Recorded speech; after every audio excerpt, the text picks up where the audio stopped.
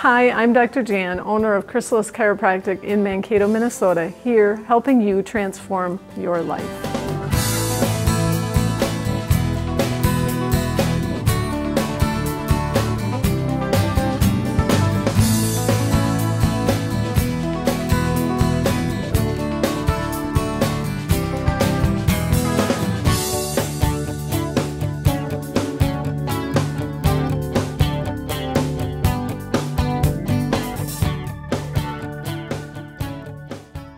Today we're going to talk about the alignment of the cervical spine and the skull.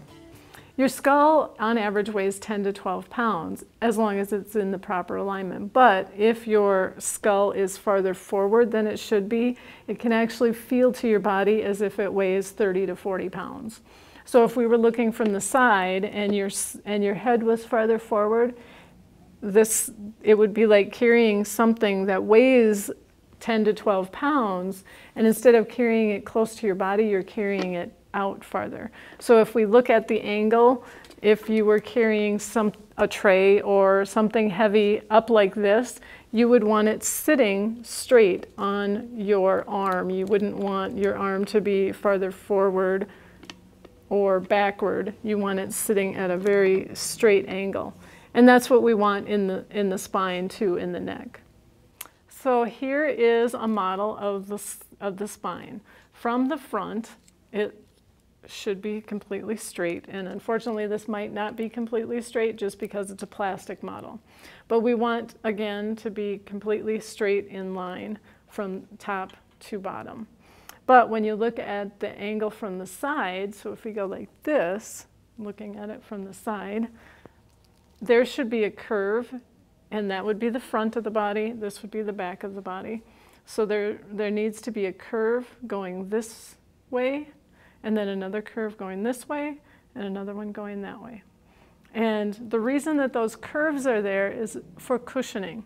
Because when we're moving, we need to be able to have a little bit of bounce in our step, so to speak.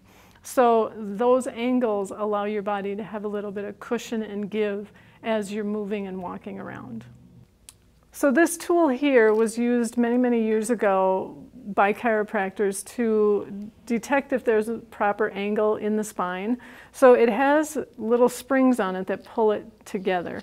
So if you think of it in terms of this being our spine, again, in the low back, we want a curve that goes this way. And then in the middle of the back, we want a curve that goes this way.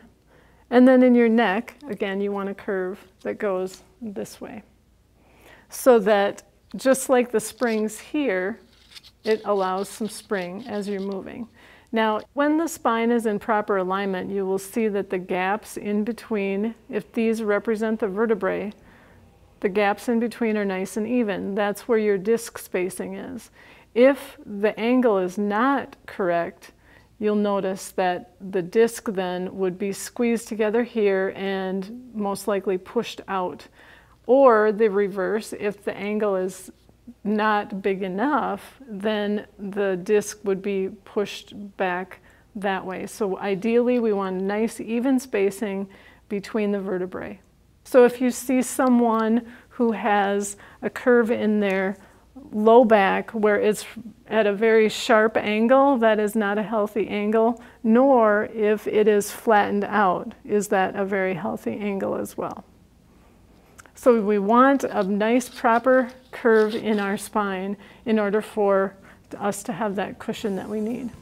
So if your posture is not in this ideal place like we've discussed here, then the next thing that you could do is stand and see that if you straighten out, how does that feel to you? Is it something that you're just doing because you're bored, or you just come into the habit of standing or sitting like that?